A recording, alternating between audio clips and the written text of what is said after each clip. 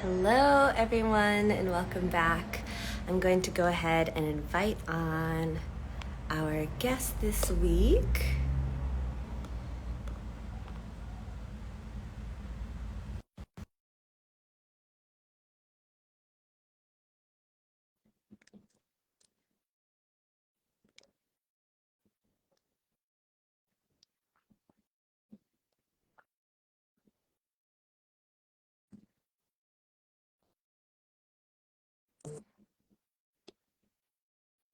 Just invited on our guest. Oh, there you go.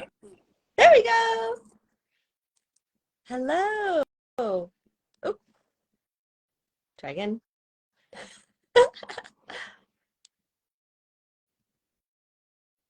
She was there and then she wasn't. So ninja style.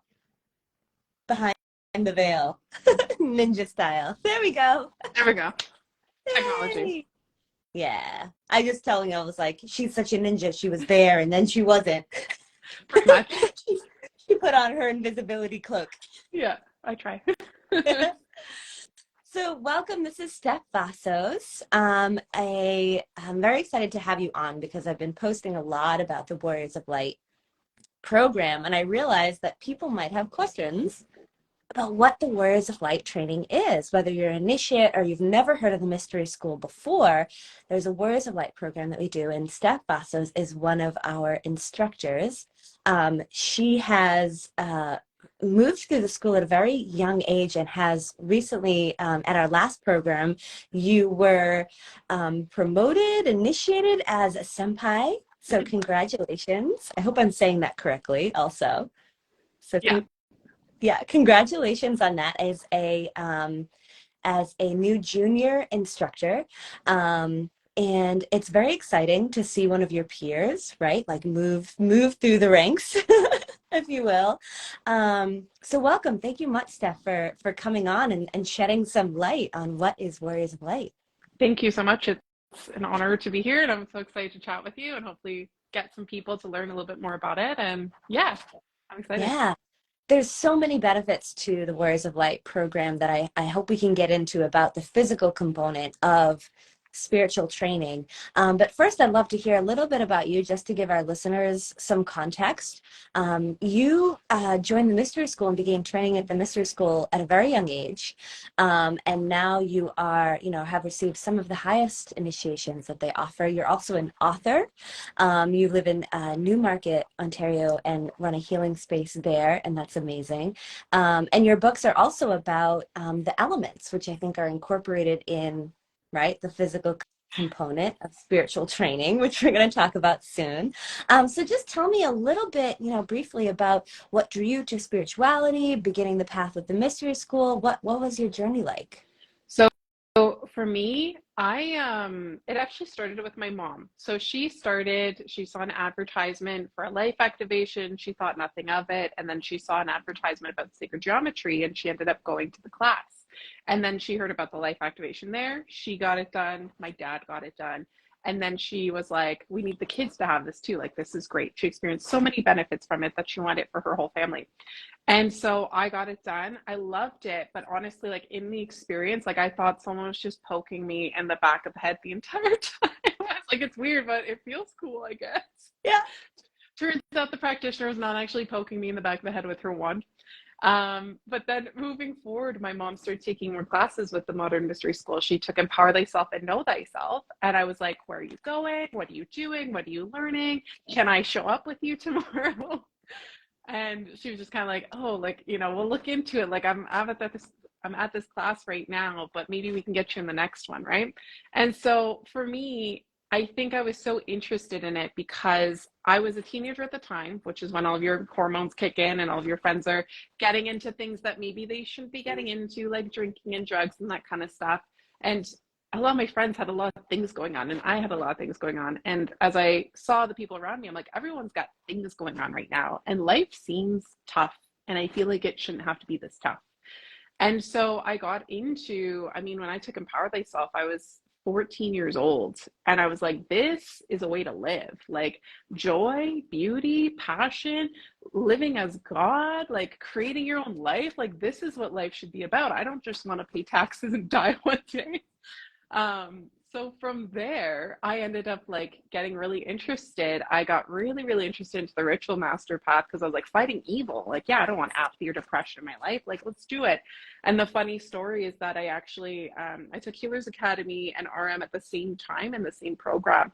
And my mom was kind of on the fence about ritual master. She's like, yeah, I don't know, like maybe I really like Healers Academy. That sounds fun.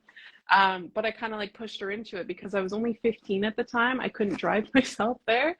And so I was like, well, you need to drive me, so you may as well show up too. So we took it together, and it's been fun ever since. That's So such a perfect, like, well, you're going to be there anyway. Might as well just come. yeah, What a please and perfect thanks. weasel your way in. And you probably had no idea, right? Going into it. I mean, it's like every step you take on the path, you have no idea what's on the other side, which is maybe a part of like that hope and faith and trust that has to happen when you take those next steps. What have you noticed now being, starting off, which I also applaud you being at 14, being like, I want to live in joy and hope and love and not in this BS that everyone else is getting all tripped up on. Like that takes a huge amount of maturity, at that young age, because I think a lot of people haven't even really experienced enough of life to make that choice, So the fact that you made that choice at a young age is huge. What have you noticed? Like, can you even like have like a comparison of like what your life is now, or if it's like maybe like what your life would have been like if you hadn't pursued this path? I mean, one of the biggest things that I think I've noticed in myself is like before going on this path, I was someone who was extremely shy. Like showing up on a podcast like this would have never happened. Showing up in a YouTube video, anything like that would have never happened. I wanted to literally be a shadow. I didn't want to be seen, didn't want anyone to notice me. And so using the tools of the path and also coming in tune more with like, my astrology and what I source through in the tree of life with Kabbalah, like coming in tune with all of these things, I was totally blocking like the fact that no, like I'm supposed to be out there. I'm supposed to be talking to people. And so, yeah, I feel like also too, as I was joining the path, I had a lot of like depression and apathy, and I didn't really have a drive for life. And so looking at me now, like, one of the things that I do is I manage a property management company, which is boring. It's a lot of admin work, whatever, but it takes a lot of responsibility. It takes a lot of organization. It takes a lot of willpower to run this thing. And so for me, like I run it with joy, and I'm excited to be here every day. And I'm excited, like, yeah, maybe it's not saving humanity 24/7, but I take such pride in it. And so even like I find when sometimes people join the path or they get initiated to empower themselves, they think they, got to be healer and like that's it. And I totally recommend that because it's such an awesome life as well. But even just like having joy in your day to day, like having joy paying your taxes, having joy going out for lunch with friends, having joy just doing the normal things, like that's where the light comes in, and that's where the magic comes in when you can bring it into the mundane and make it a higher vibration. Yeah.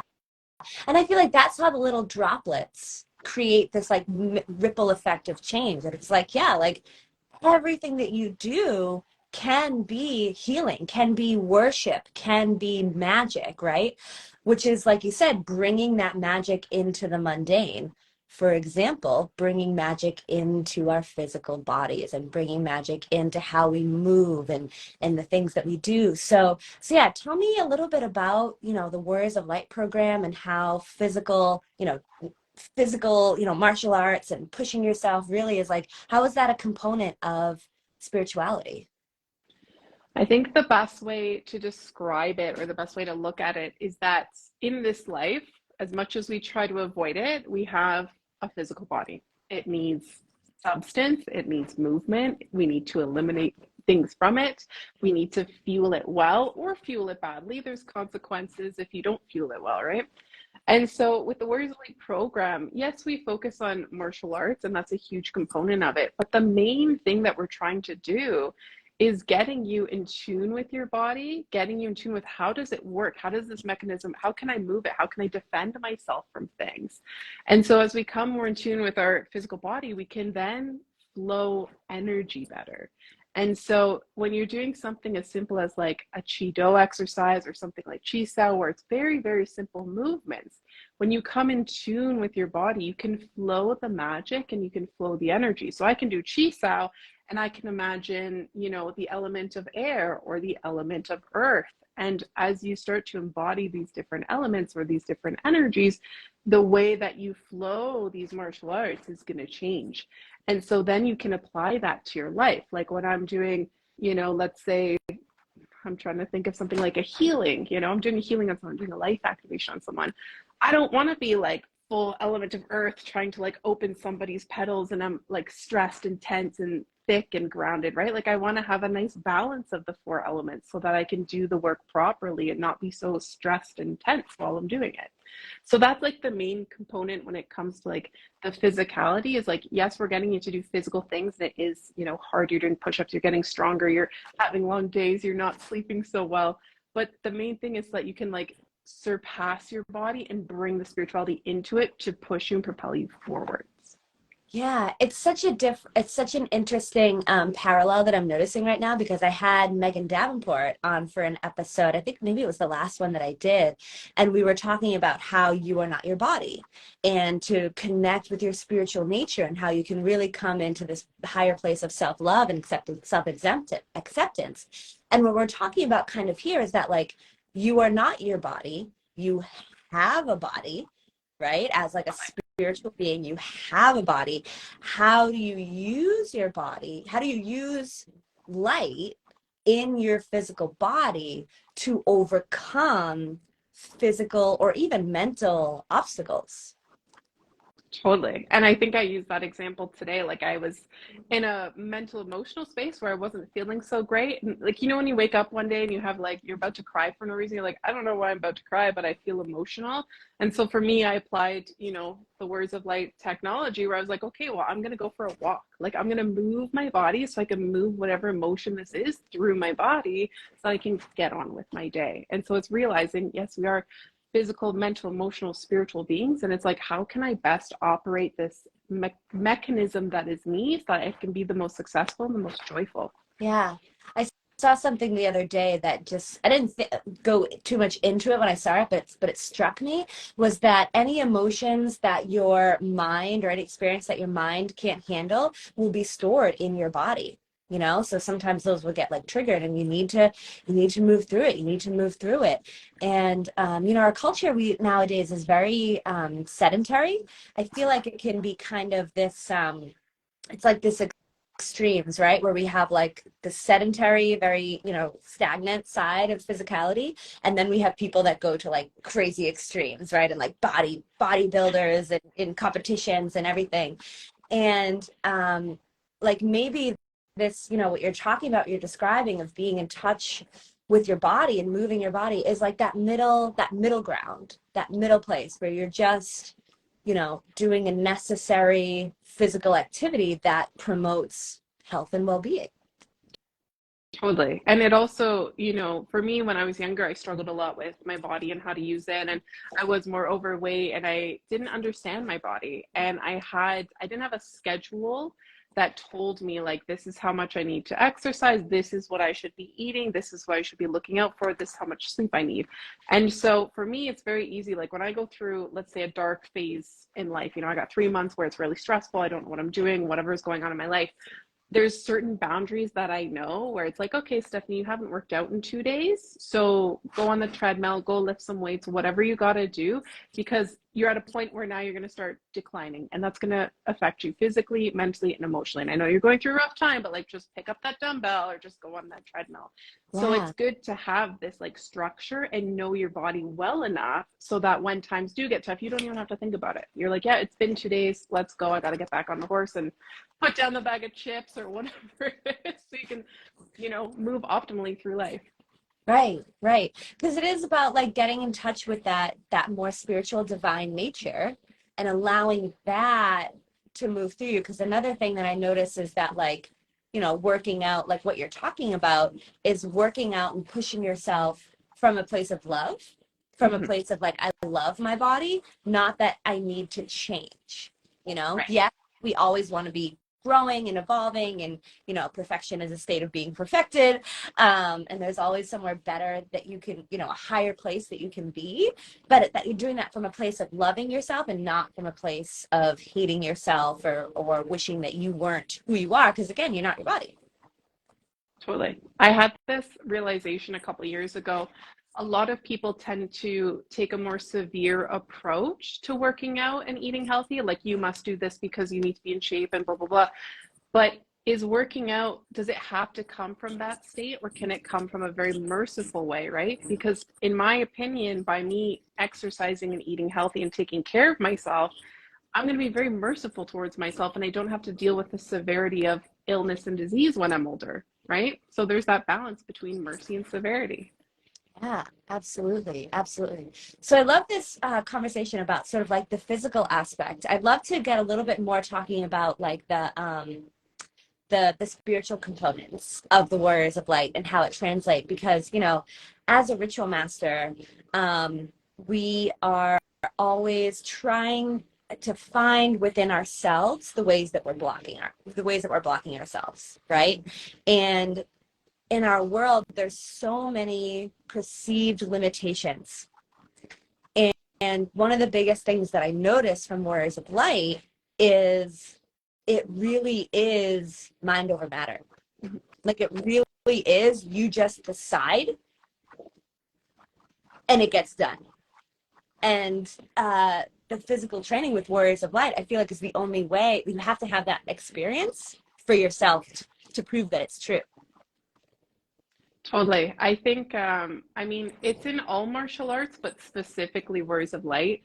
When you're in that almost like, it's not a fight or flight mode that you're in, but when you're doing martial arts and you're maybe not running off of as much sleep as you'd like, and maybe you're not sleeping in your own bed, and maybe you're not eating the meals that you're used to, you're in this kind of like fight or flight mode. And then you get told like, okay, you got to run to the end of the parking lot. And you just do it. You're like, you know what? Either I'm doing it or I'm not doing it, and I want to succeed, so I'm going to do it, right? And so with the martial arts aspect, there is this essential part where it's like you are surpassing your body, and you are surpassing that like ego of like, I don't want to do it. You may still not want to do it, but there's this moment where that spiritual essence comes in and it pushes you forward. And the difference between just martial arts versus Warriors of Light is that the martial arts program in Warriors of Light has the magic built into it.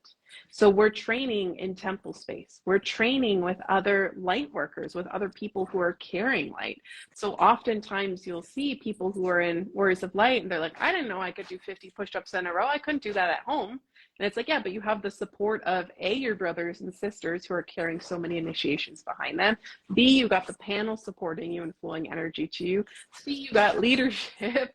And D, you're in this temple space and the hierarchy of light is with you as well. So you're not just like, throwing a punch or running around, like you're being supported constantly with the light. And when that light comes in, maybe it somehow pushes some darkness out, such as, your issue with your intimate relationships, or maybe your issue with finances or whatever. Like it works in such mysterious ways, but because all this light's coming in and you're pushing through physically, it pushes through the physical blocks that are literally in your body. So it's so cool and so healing. Yeah, it's like, so much happens at any program, at any international program, right? Because we're studying and we're learning and we're growing and we're receiving initiations. But it feels like Warriors of Light has the volume turned up so much because of that exact reason, because you're actually putting into like practical application the stuff that you're learning, from, any lectures that we get from like Sovereign Systemis or leadership or anything. It's like immediately translated to real life in real time. Instantly. Yeah. Yeah. And it's like, from a spiritual state, I think some people think maybe that like a spiritual practice or a spiritual path is for people who are like feel connected or have spiritual gifts, or what I mean, or sort of categorize themselves in that way. But I think like on a very practical level, a spiritual path, a spiritual practice is just like a way to handle life, right? Like Mm-hmm. as you said, life is going to have challenges. Life is going to have stuff that comes up. that tries to knock yourself out of yourself, right? Or try to knock you into a place of like, oh, I'm shy, I could never, I'm gonna blah, blah, blah, I just, you know, um, and that the sometimes I think that we lack that kind of like courage and like bravery and like, no, I'm gonna do it even though it hurts, especially in the spiritual world. There's a lot of like, oh, there's resistance, I shouldn't do it, or if it's hard, it's not for me. And it's like, no, maybe it's hard because there's a version of you on the other side that you can prove to yourself that you can do it, that you need to access. Yeah, totally. And I think that's what being aware is all about, right? There's so many things that are going to come up in life, whether it's, career, relationships, studying, whatever it is, and you're going to come up against this barrier and you're going to be like, this right here, this is all that I know. And I don't know what's beyond that. And I'm comfortable and I'm safe here in this boundary.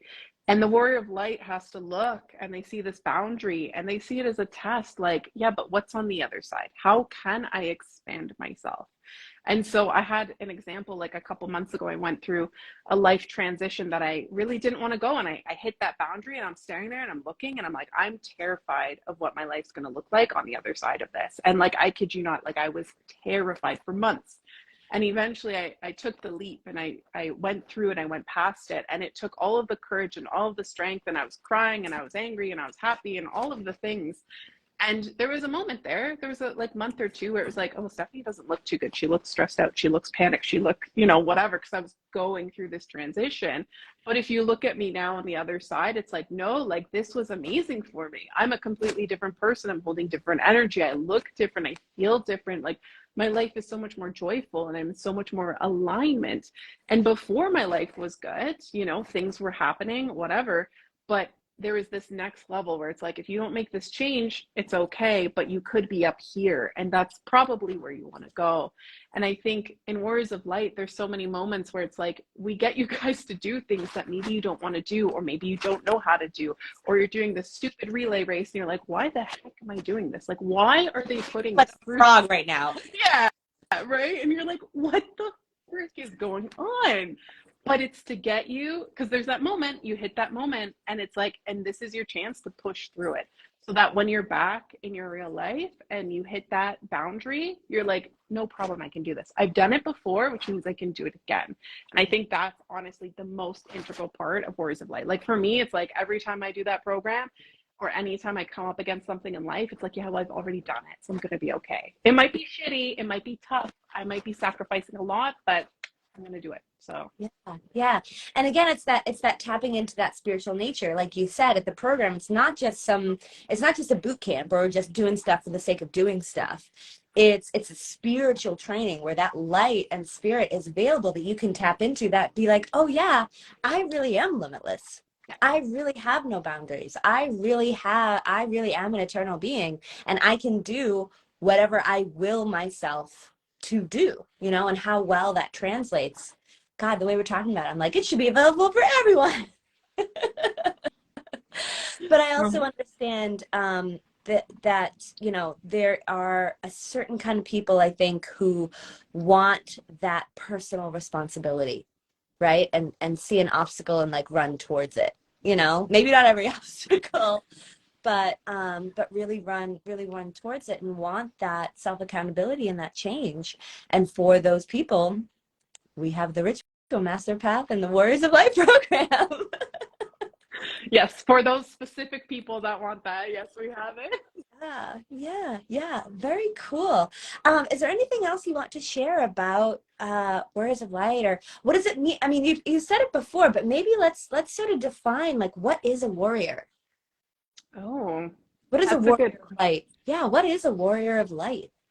I, I think I'm gonna connect it to Kabbalah, the tree of life. There's the severity and there's the mercy. And so the merciful side of the tree is more so the healer. You're bringing light in, you're flowing. It's more gentle, although healing can be a little painful once in a while, but it tends to be more gentle. You're bringing in the light.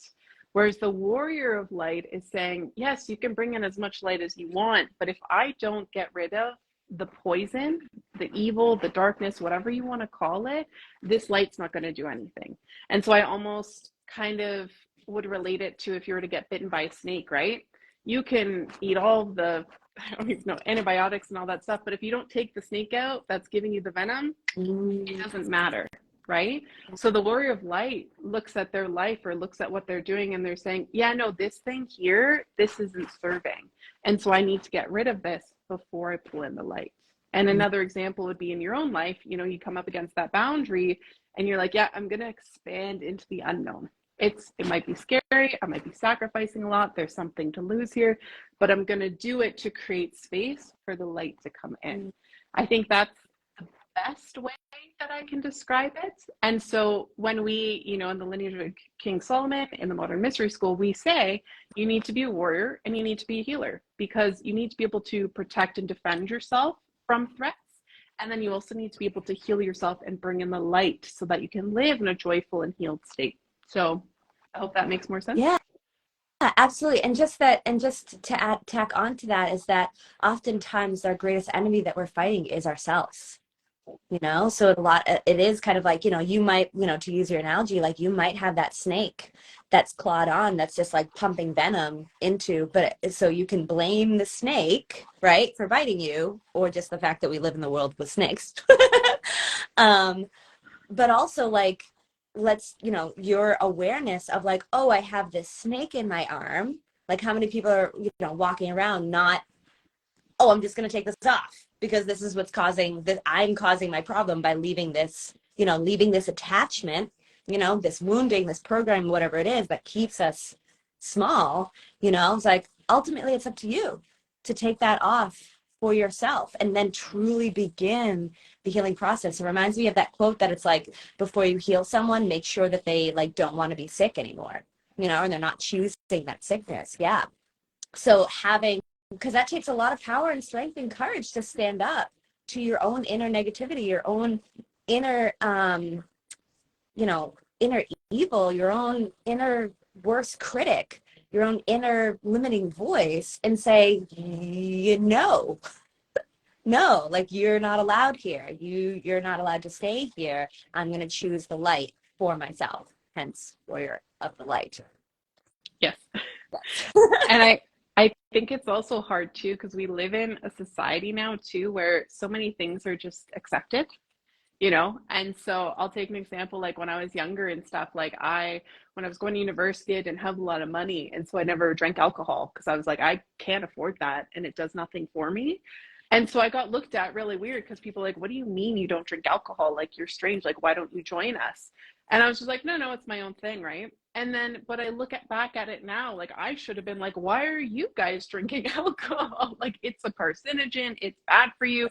You're wasting your damn money on it. Like, you know, so it's one thing to like, I think in this society, because everyone is so okay with everything, like you got to really be discerning. And we say this all the time, you know, as an initiate, as a ritual master, your number one tool is discernment, right?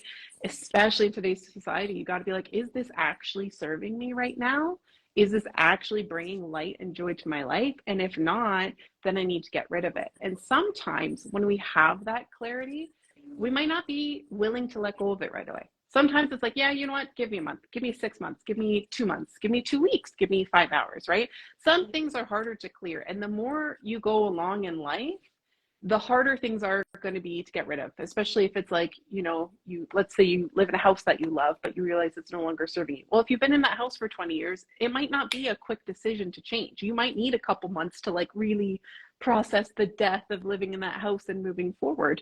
But the warrior of light, like, yeah, they need to be aware of like, what is serving me, what is not serving me, and what's my plan to eliminate the things that aren't serving me. And then once you have that plan in place, you just need to follow it. And with the Warriors of Light program, it's very simple. Like, you know, we play these games where it's strategy games and stuff. And it's like, okay, how do I win? How do we execute this so that we can have the best chances of winning?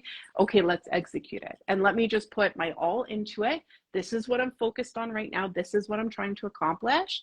Let's go for it. And so I think that's a really big key as well of Warriors of Light. Like for the people that do want to live the best possible life, you need that discernment and you need that warrior spirit to like literally get you through the tough times.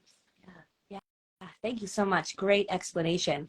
And I just want to add also that I love that we do it through play. Yeah. Right? Really hard lessons, but we do it with dodgeball. Yeah.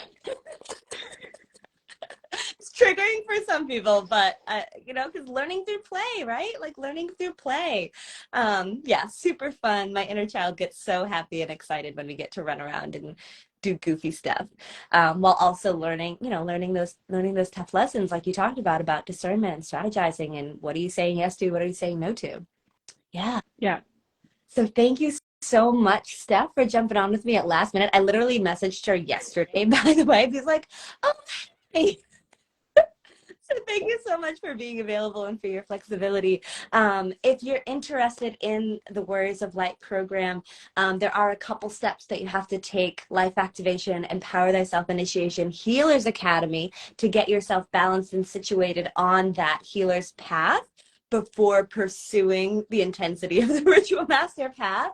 But it's all there for you. It's all available for you to pursue if this is something that you're interested in. And if you are a healer's initiate or you are a ritual master and haven't yet been to Warriors of Light, I highly, highly, highly recommend to just really take your service to yourself and to others and to God to really the highest level. So, and follow Steph on her social media. She does have some good YouTube videos out, and she can create some awesome social media. And check out her books as well. Steph, if you want to tell them where to find you and your books and your YouTube and everything.